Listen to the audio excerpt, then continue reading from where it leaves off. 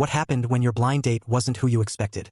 I walked into the coffee shop with sweaty palms and checked my phone for the third time, looking around for someone who matched the description my friend Nina had given me about her coworker Dylan.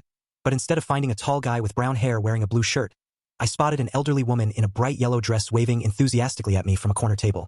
She stood up with a huge smile and called out my name, and before I could process what was happening, she was walking toward me with open arms, explaining that she was Dylan's grandmother and that he had gotten food poisoning that morning but didn't want to cancel our date. So he had sent her in his place to explain the situation and maybe grab coffee with me instead.